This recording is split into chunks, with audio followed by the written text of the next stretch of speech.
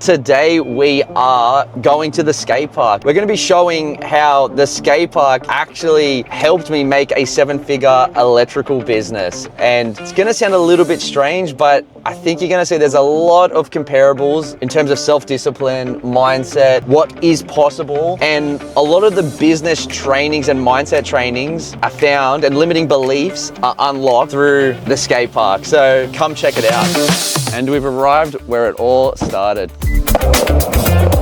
A lot of people may not know this, but I spent most of my childhood, teenage years at the skate park. And it was the biggest blessing, particularly to transition from going to the skate park, riding BMX, predominantly BMX at a professional level. I've got the skateboard here today, the bike didn't make it. But I think what a lot of people don't realize is it sets you up for success because there's a lot of elements to being good at skating, being good at BMX, and it's very relatable into business. Very self-accountable because if you're doing like a set of jumps or trails or anything like that, or if you stack it or you fall off your skateboard, you fall off your bike or whatever, it's you that eats it, right? You eat shit. And it's the same in business. I know so many guys are like, oh, I'll blame my accountant, I'll blame my staff, I'll blame the marketing company, I'll blame anyone but themselves. But what the skate park taught me from a young age was everything comes back onto you. And this is why I love the skate park so much, because if you didn't land that trick, you can't say it was this guy's fault, it was that guy's fault, it was your fault, it was your doing. A typical day for me growing up, I'm one of those people that's like really gung-ho. Like as soon as I really like something, I'm like,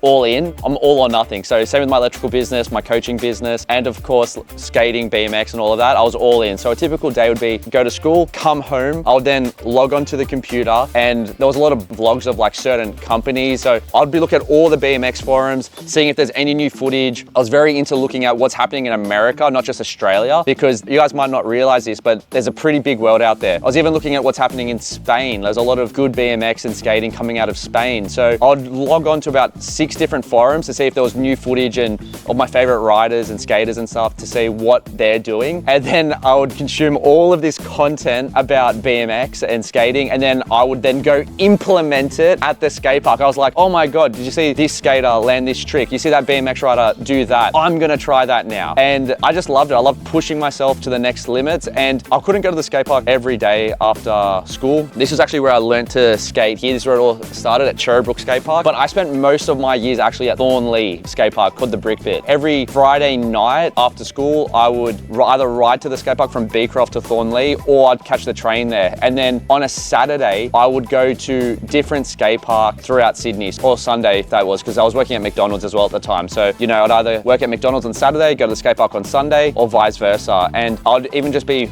by myself with, at that time it was an iPod Nano. I don't know if anyone remembers the iPod Nanos. And I would just listen to a playlist, go from wake up super early, catch the train to 5 Dock Skate Park, Dulwich Hill. I'd go to Lamia, I'd go to Campbelltown, even go to the Blue Mountains. It didn't matter where it was, Central Coast, because at that time I did not have my driving license. So I would just go out, go to different skate parks, meet the locals, see what they're doing. And you would see if they're doing it a different way, if we're doing it a different way. You know, we would celebrate success. So if someone, the culture here breeds, if you land a good trick or if you are really good, that gets celebrated here. And it's the same in business. But on the flip side, you've got a lot of people that sit on the sidelines and say, oh, that guy's a dickhead, or that guy sucks, or whatever. When you're transitioning from business to skate park, it is very much the same. So if someone's doing well at business, you celebrate that. If someone's doing well at the skate park, you celebrate that. You know, clap hands, say you, or same with surfing, same with surf culture. So celebrate success, and that's another way that it's really relatable. If I wasn't able to get to the skate park after school, what I would do is I would ride my bike in front of my house, and I would make do from jumping off gutters, which sounds crazy, but I got to a stage, and there's video footage of this as well, where I would only need about this much of a ramp to do a tail whip off. And that's because I put myself into that. That was what I was given. This is the concrete in front of the driveway. So that's all I could use to do my tricks on. So I would maximize it to the most I could and rinse and repeat. And then when you got to the skate park, it was like the biggest privilege ever, because you actually had proper ramps instead of gutters to jump off, and you had proper transitions. You know, for some people, they'll look at this as just concrete, but for us, or this, right? They'll look at this as just a ledge, but this is something that you can grind with. This is something you can skate on, you can, you know, manual on, you can do flips off. And that's the cool thing. And what the skate park teaches you is it's not just a ledge, it's not just concrete, but you can look beyond that and you can look at different transitions. Like, you know, that's a spine transfer right there. This is a bowl where you can you know, and a lot of people have this limiting mindset even in business of that can't be done. You cannot do that. That won't work. And I'm here to tell you what the skate park teaches you is with a plan, and if you can see yourself transitioning and doing that trick, as long as you can see it, believe it, you can make it happen. And that's why I've never had those limiting beliefs. As long as there's a plan, you can see light at the end of the tunnel, you can definitely make that happen. So the point of today's like skate park session is not to say that I made money with a skateboard or my BMX bike, but it's to show you it was the unlocks I needed to build that 7-figure electrical business. It was the unlocks I needed for mindset, business, also how to treat people, how to celebrate success, how to always be curious, because you'd see the older guys do, you know, bigger and better tricks, and you would always ask them, oh, but how did you do that? And they would say, maybe it could be a simple move your wrist this as you're going into the transition, or how could you do it, you know, get better? So always asking questions and always grateful for like any of the BMX mentors I've had, always grateful of listening to that advice. So today is not to say that we made money from the BMX, but it was the unlocks needed to not have limiting beliefs, not to have that, oh, it's not possible, or they're in America, so that's why they can ride like that. We never had those beliefs. We're like, well, they're in America, we're in Australia, what's the difference? It doesn't matter where you are. What difference does it make? You've got concrete. It's like when people say, oh, but you can't convert those rates in my area. It's like, well, you've got humans there, so what's preventing you? Is it your bullshit excuse in your mind, or are you ready to take accountability and actually make something of it? And that's what we learned here. You cannot blame, and I guess away from the skate park as well, it might be a part of my upbringing as well, because I was raised in a Spartan household and you were taught to be Spartan. You could never, you know, like the 300, like it really is like that. They're very hard people in Sparta. So, you know, you're taught that it's self-accountability and self-discipline. So you can't blame other people, and yeah, if you fall on your ass, you fall on your ass, and it's just you to blame and take accountability for. So you can't blame, like I mentioned before, you cannot blame, it was the accountant, it was the marketing, it was my staff. That's why I ended up in ATO debt. Why me? Well, you know, sad face. It's the same here. If you hit your head, if you fall on your ass, if you are riding trails and you hit a tree, the trees don't move for anyone, right? But they're there, and we know they're there. So we need to learn how to navigate through the trees so we don't hit them. That's how it works. So yeah, the skate park were the unlock the $1 million mindset. So for some people, this is the 3-foot ramp that I actually learned to drop in at. And for some people, that's too big. It is not possible, right? It's just like, how do you even do that? Then what you find out is, and when you start doing it, it's actually not that bad. And as you're doing it, it then gets funner because you can go backwards, and that's when the fun begins, you know? And then you can go with my point being is, this at one stage to me felt like a big thing. I'm not even a skater, I'm actually a BMX rider first and foremost. I was riding BMX at a much more professional level than, I just did this for shits and gigs. But at the same time, probably, I can do this. I can do a thing or two on the skateboard. And a lot of the time was, until you get the unlocks and you can actually go down the ramp backwards and do tricks on it, do a kickflip, rock to fakie, whatever, those unlocks actually becomes a lot funner. And it's the same in business, because it's like, how do I do that? How do I do this? But then when you learn how to get leads, you learn how to convert customers, you learn how to build systems around your staff, business becomes a lot funner. It becomes like a game. Same here. This was impossible for people. Now we do it backwards and it's fun. So the better you get at skating, the more fun it gets. The better you get at business, the more fun it gets, and the more clarity you have around it. This is scary because you don't have the clarity on how to do it. But once you have the clarity, it becomes fun, and you gamify your business, because when you have predictable leads, predictable sales, predictable profits each and every day, that's when the real magic happens. Now, that's another thing. It's like, just because you have a skateboard, it doesn't mean you can skate as well, because it's the same as business. Just because you have an ABN, you got license, and you're self-employed, it doesn't mean you're running a business. And that's a difference between people sitting on the sidelines and people actually taking accountability for themselves and looking to maximize. What you find is, at the skate park here and in business, the people that actually do the best in business and at the skate park have one thing in common, and that is risk tolerance. And it's calculated risk. So they've got balls. We can say that. Like, people that are good at business actually have balls. And the smart, like the really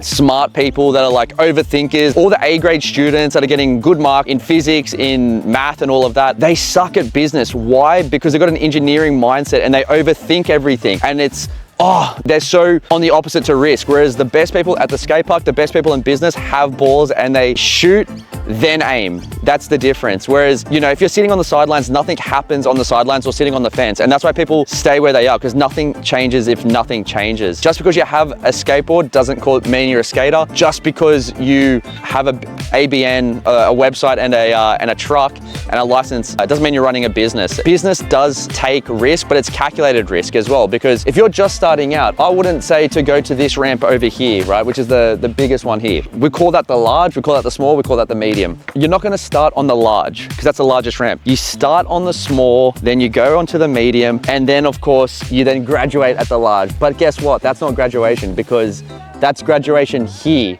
There's a lot bigger ramps in different places. So that's how it starts. And the same as business. You start small and then you start learning more, you implement more systems, and it becomes a calculated risk. Often people say, oh, but why don't you just scale to 100 trucks then? And it's like, well, that's all well and good, but it's what your risk tolerance will allow you to do. And it's the same at the skate park. But as you grow and as you sort of you build a higher risk tolerance, you can then get more calculated on how you do things. So for instance, you're not gonna jump from, you know, this side of the skate park over the skate park to that side if you're just starting out. However, if you know how to skate, if you know how to ride a bike or whatever, or a BMX, and you're pro level, well then maybe you can start looking at that. So there's levels to this, same as business, there's levels. Everyone started with one truck. I started with one truck. I couldn't even afford to do both sides of the shelving. So I started with one truck, then did one side of shelving, then did a few jobs, did the other side, then scaled to 7 figures and beyond from calculated risk, you know? So spend more, get more, improve more, and you keep doing it until you see it's fun. Yeah, then you can choose what to do after.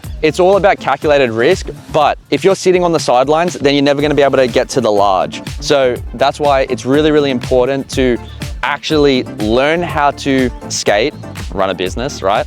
It's very important to improve on your skills, because then you can gamify your skating, your business, and it becomes a lot funner. Business becomes fun when you're good at it. Skating becomes fun when you're good at it. People are happy when you're succeeding. When you're making money, it's a good thing and it becomes extremely fun. Becoming an electrician actually did have something to hang around the skate park a lot, because when you hang around the skate park, you normally tend to attract some questionable characters in terms of where you are. Like, you're not gonna be sitting with oligarchs from Russia, or, you know, people hanging around and Point Piper. But a lot of the people that came to the skate park were tradies, and everyone used to say, become a Sparky because Sparkies make the most money. So me, with my logical mindset, I was like, well, if they make the most money, then I'm gonna become a Sparky.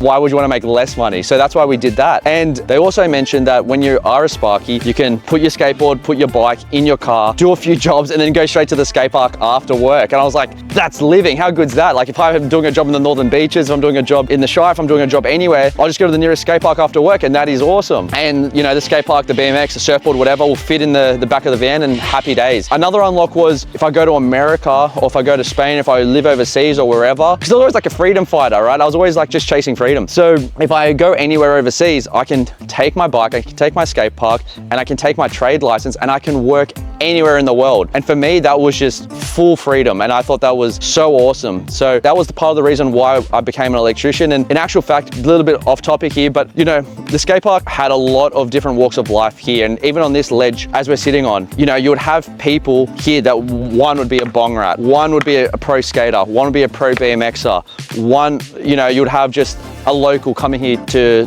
do some maybe shrooms or something, right? You have different people, right? But the beautiful thing is, all these people, they even had different political views. Some were on the hard left, some were like on the hard right, and all were different nationalities, and it all worked at Cherrybrook Skate Park. And it was so funny, because that's where it really opened my mind up as well, of having conversations and not getting offended by things, because you would have wogs here, you would have all different nationalities, the local kids, you have everyone here, and it all just worked. And everyone was just speaking, happy, and they had different views, different things. I think everyone knows from the bowl, everyone that's been to the bowl knows, we call this the bowl locally, everyone knows that's what it was. And it's just like, everyone's cool. If you're down just for, you know, to hang out, peace, and not be a dickhead, then it was all good. And that was a beautiful thing. So in short, what the skate park teaches you is to fuck your limiting beliefs right off, because if you say to me, it can't be done, but I can actually see a way to pull off the trick, pull off the business or do whatever, it can be done. If you can see it, you can believe it. That's just, it sounds cliche, corny, I know, but it's true. So limiting beliefs are completely demolished here because you're constantly looking to beat your last score. You're constantly looking to strive for more here. Like let's say you're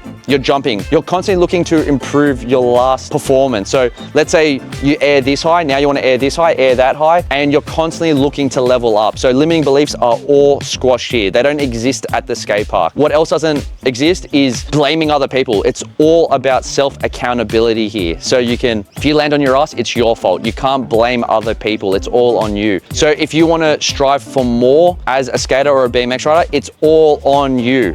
Again, self-discipline, self-accountability, it all comes down to you. And that's what I love, because that's what I love about business as well, because everything you do in life is your fault. Everything that works well in your life is because of you. And when you take extreme accountability for your life, beautiful things happen. And that's what I want to scream from the rooftops, because I get so excited about it, because too many people are giving their power away by blaming that guy, blaming the person down the road. That guy undercut me, or that client is a dickhead, or that client's that nationality. You're just stealing your power away. Take accountability. If they're asking for other quote, that's because you allowed them to. That isn't because they were bad customers. That's because you didn't present the value high enough, and now they're saying we don't want to get other quote. That's on you, bro, not on us. So that's on you, not on the customer. So it squashes everything, and it just shows you the levels to this. You got the small, the medium, the large, shows you the levels to this. And it also shows you that the better you get at skating and BMX or whatever it is, the better you get at your profession, the funner it gets. And you know, I used to think that was too big. Now I think that is too small, and it all comes to your belief system. So it's a pretty big world out there, and life is too short to be sitting on the sidelines. You can't be scared to make mistakes, because again, nothing changes if nothing changes. A funny thing is in the whole industry as well is you see a lot of good skaters and BMX riders come from Europe, and Europe have the shittest skate parks. They don't have things like this. They don't have good transitions and things like that. They've got a few skate parks here and there, but as a general rule, it's not like Australia and America. America's number one for the space anyway. Everyone knows that. But the funny thing is the European riders coming from Greece, Spain, Italy, and things like that crush it. As soon as they come to Australia and America and they have these transitions, they smash it. And the reason why they smash it is because they're used to practicing on the streets, the marble streets of Europe, where they don't have many transitions and jumping up gutters and stuff. So when they come to a skate park like this, they're like, whoa, this is so easy now, because we're used to no ramps and stuff. Now we've got ramps. The ramps are actually helping us get higher, do more tricks, more airtime, be better riders, because a lot of the time we don't realize how good we've actually got it in the area we have it, right? So that's what the skate park teaches you. Maximize your surrounds. Same as what we train here at Figure Sparky, which is maximize every single job you're at and make sure you're delivering the highest quality service, and don't waste your time with the wrong people, because if there's a better way to do things, wouldn't it make sense to do it? So if you're tired of swimming with baby turtles in the kids pool, click the link below and come swimming in the big boys pool. It's a lot funner there.